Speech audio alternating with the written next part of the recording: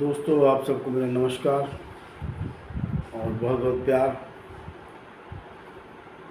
आप जानते हैं किस प्रकार से आज 2014 के बाद देश का पूरा माहौल बदल चुका है और देश के अल्पसंख्यक समाज, आदिवासी, दलित सभी आज परेशान हैं।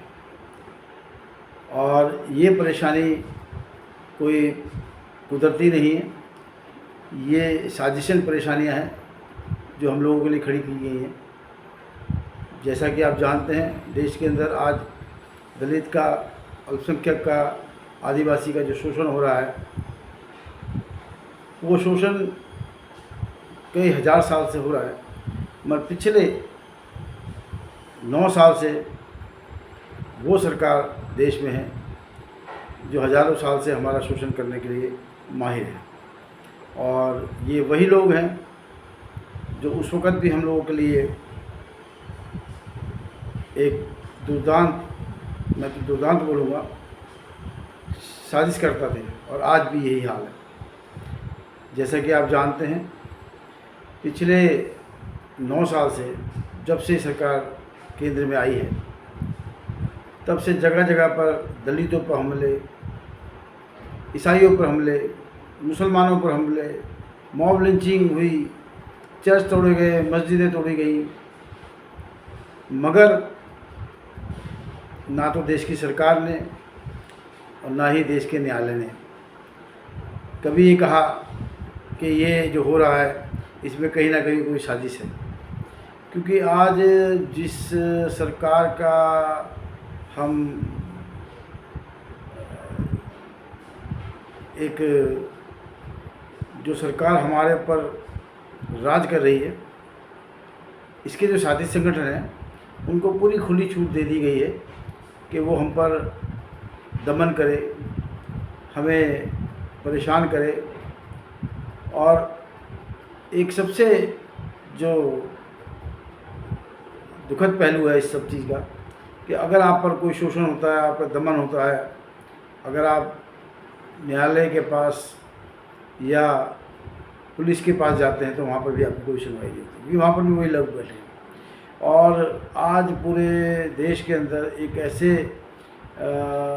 लोग हर जगह पर बैठे हुए हैं, हर मंत्रालय में क्या, न्यायालय में क्या, मीडिया में क्या, एडमिनिस्ट्रेशन में क्या, सब जगह वही बैठे हैं जो हमारा शोषण करते हैं। तो अब न्याय कैसे मिलेगा?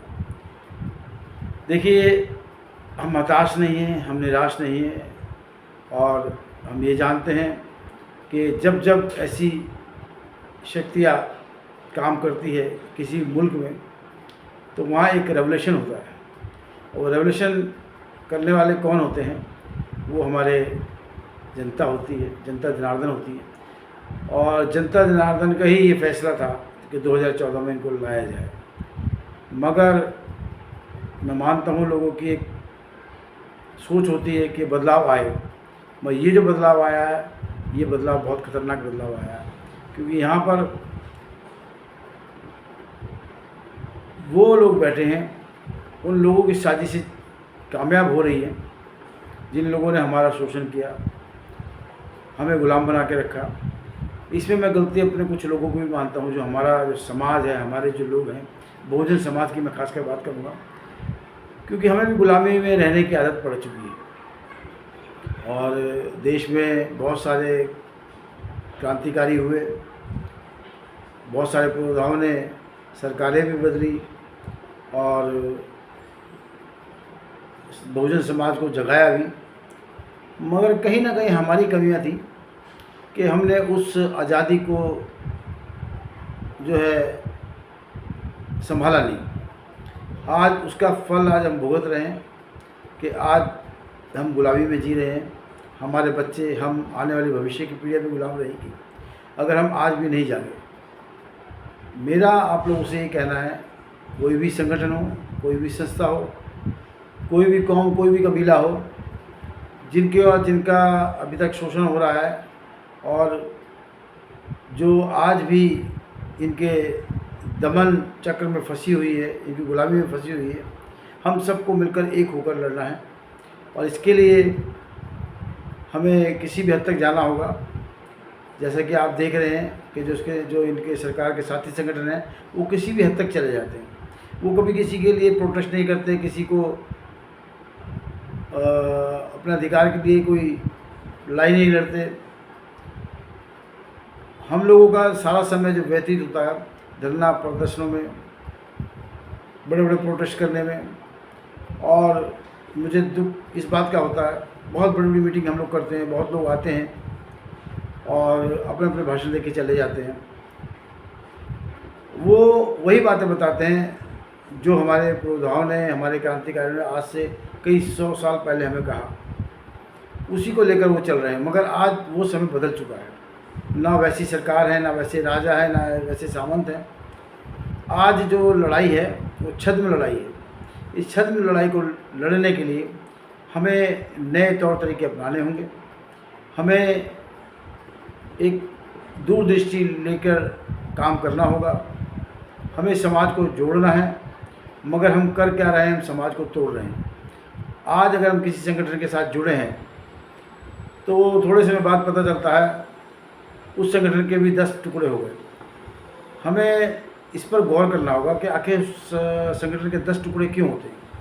क्योंकि जो लोग आपका शोषण कर रहे हैं, जो आपको गुलाम बनाए हुए हैं, वो जानते हैं कि आप कितने शक्तिशाली हैं, और आप सब अगर एकजुट हो जाएंगे तो उनका आपसे लड़ना नामुमकिन हो जाएगा। तो सबसे पहले मैं आपको ये बता देना चाहता हूँ, देखिए, देश में ज़्यादा संगठन होना कोई बुरा नहीं है, देश में ज़्यादा संस्थाएं बनाना कोई बुरा नहीं है, ज़्यादा पार्टी बनाना बुरा नहीं है।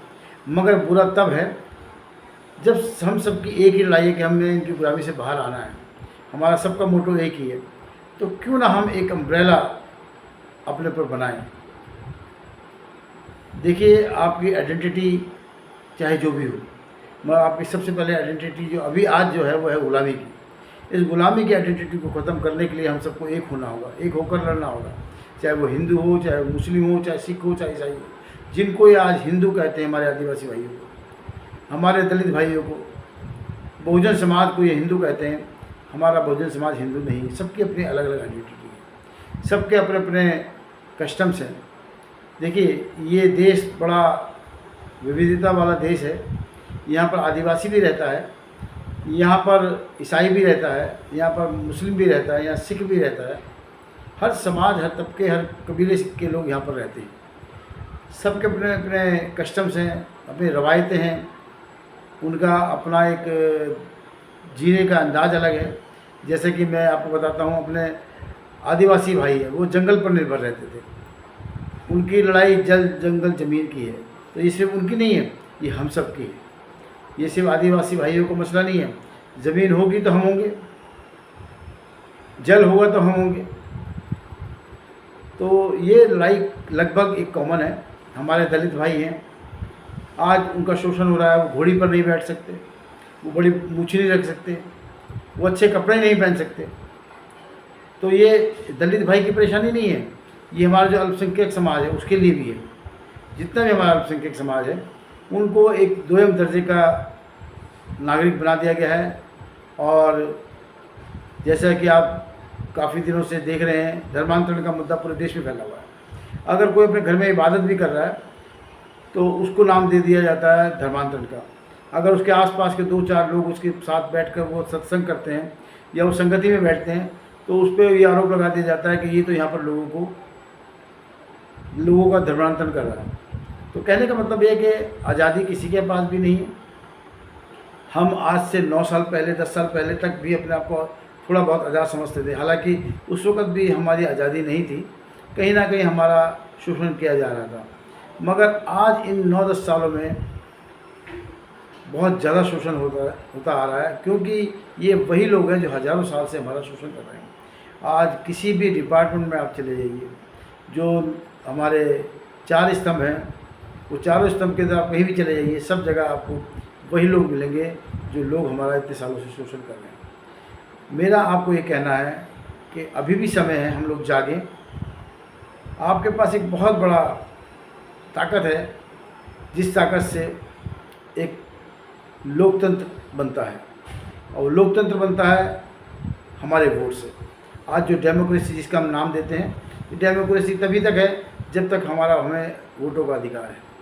मगर आज हमारे वोट खरीद लिए जाते हैं, हमारे वोट पर सेंध लगाई जाती है, जातियों में बांटा जाता है और जातियों के समीकरण के अनुसार ही टिकट बड़ी बड़ी पार्टियां देती हैं और उसी आधार पर वो जीत कर भी आते हैं। तो पहले तो हम लोग बहुत कमज़ोर हैं कि हम जातियों में बटे हुए हैं, हम कबीलों में बटे हुए हैं। देखिए, आप जहाँ पर हैं वो सब ठीक है। मैं किसी भी कबीले को, किसी समाज को, किसी जाति को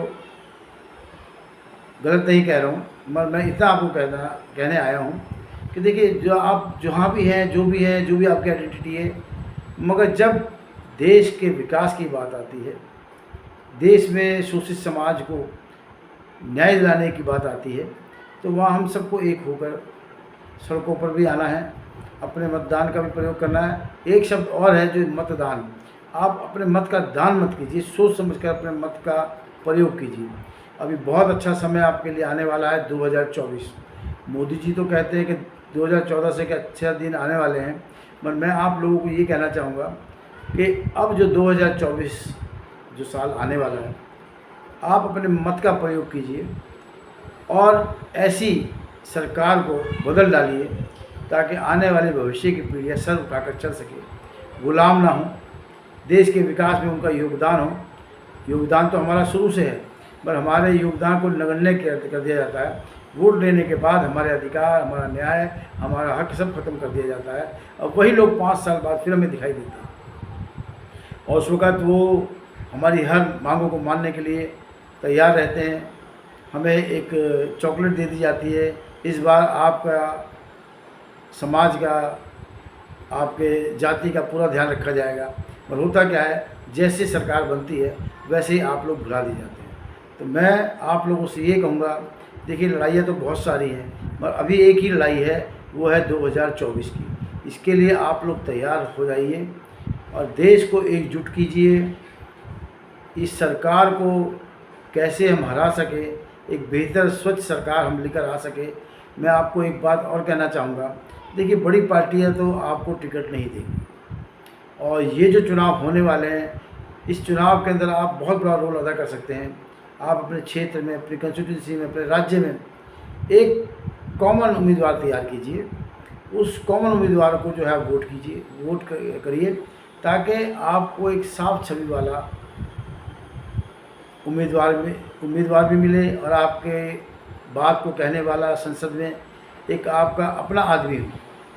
क्योंकि अभी तक होता क्या आया है, जितनी भी पार्टियां हैं, ये पार्टियां अपने उम्मीदवार तय करती हैं। आज देश के संसद में 134 सांसद हैं जो दलित समाज से आते हैं, मगर कभी उन्होंने आपकी बात को वहाँ कहा नहीं, कभी उन्होंने आपके न्याय की बात उठाई, कभी नहीं। क्योंकि वो हमारे नुमाइंदे है ही नहीं, वो पार्टी के नुमाइंदे हैं, वो पार्टी की बात रखते हैं। जब आपके खिलाफ कोई बिल पास होता है संसद में, वही लोग मेज़ें थपथपाकर उस बिल का समर्थन करते हैं। आपके समाज के लोग आपके लिए उस बिल को लेकर आते हैं जिससे आपका ना तो न्याय आपको मिले, ना आपके अधिकार आपको मिले। आपके अधिकारों से आपको वंचित रखा जाए, क्योंकि इनकी एक साजिश ये है कि जब तक हम छटपटाते रहेंगे, हम इनकी ओर देखते रहेंगे। अब आपको छटपटाना नहीं है, आपको देश में अपने नुमाइंदों को खड़ा करना है। हमारी सबसे बड़ी गलती है, हम लोग वैभव को देखते हैं, हम गाड़ियों को देखते हैं, हम खाने को देखते हैं, हम शराब को देखते हैं। जो भी उम्मीदवार हमें ये सब चीज़ें मुहैया कराता है, हम उसके पीछे हो लेते हैं। तो मेरा आप सबसे एक निवेदन ये है कि आप इन सब चीज़ों को छोड़कर अपना अधिकार, अपने न्याय, अपने हक के लिए लड़ाई लड़ें। रोटी तो हम अपनी मेहनत करके कमा लेंगे और जो भी हमारे शौक़ है वो हम मेहनत करके कमा के पूरे कर लेंगे, मगर इस देश की जो दुर्दशा आज हो रही है, अगर यही रहा तो आपकी आने वाली जो भविष्य की पीढ़ियाँ है वो गुलामी में जिएगी और जो हज़ारों साल से जो अत्याचार हम पर होते आए हैं, ये आगे भी होते रहेंगे। तो जागो मेरे साथियों, मेरे दोस्तों, मेरे भाइयों, मेरे नौजवानों और देश की महिलाओं, आपके पास इतनी बड़ी ताकत है। आप पूरे घर को चलाती हैं और आपसे अच्छी मैनेजमेंट, आपसे अच्छी राजनीति, आपसे अच्छा एक माहौल जो घर में आप बना के रखती हैं, सबको जोड़ कर रखती हैं, आप चाहें तो देश को भी जोड़ सकती हैं। और पहले भी हमारी काफ़ी महिलाएं ऐसी हुई हैं जिन्होंने समाज को जोड़ा, जिन्होंने कस्बों को जोड़ा, जिन्होंने गांव को जोड़ा, और वो हमारे लिए हमारे आइकॉन्स हुई। तो मेरा आपसे निवेदन है फिर एक बार और कि हमारे देश के हर तबके को मैं निवेदन करूंगा कि ये पार्टीबाजी छोड़कर आप सही रास्ते पर आएँ, अपने उम्मीदवार दें, सन 2024 के अंदर उनको जिताएँ, उनको सांसद बनाएं, ताकि आपके अपने खुद के नुमाइंदे वहाँ पर हो जो आपके भविष्य के आने वाली पीढ़ियों के लिए बेहतर विकल्प बने। क्योंकि आज अगर आप जब तक संसद में नहीं जाएंगे, आपके अधिकार, आपके न्याय, आपका हक वो नहीं मिलेगा। मेरा आप लोगों से अनुरोध है, आप इन चीज़ों के लिए तैयार हों और एक साथ मिलकर काम करें, चाहे वो देश का नौजवान हो, चाहे वो हमारा बुज़ुर्ग हो। क्योंकि मैं कहता हूँ हमारे बुज़ुर्ग हमारे लिए बहुत बड़ी एक अनुभव की पीढ़ी रही है, उनसे हम सीखें और नौजवानों को तैयार करें। जब तक ये चीज़ें हम लोग नहीं करेंगे, हम इनसे लड़ाई नहीं लड़ सकते। जैसा कि आप जानते हैं, आज इनके पास जितने भी साथी संगठन हैं उसमें सब युवा है। आज देश 60 से 65% युवा है। अगर हमारा युवा और महिलाएं जुड़ जाएं तो इनको हराना कोई मुश्किल काम नहीं है, बहुत आसान काम है हमारे लिए। तो इस देश का नौजवान और महिलाएं आगे आएँ, देश को नेतृत्व दें। आपके पास वो नेतृत्व है, आपके पास वो टैलेंट है, आप कम टैलेंटेड नहीं हैं, आपके पास वो सब है जो एक सरकार को चलाने के लिए चाहिए होता है। तो चलते चलते मैं आपसे ये कहना चाहूँगा, एक हों, एकजुट हों और इस लड़ाई को 2024 की लड़ाई को जीतें और अपने नुमाइंदों को संसद तक पहुँचाएँ। धन्यवाद।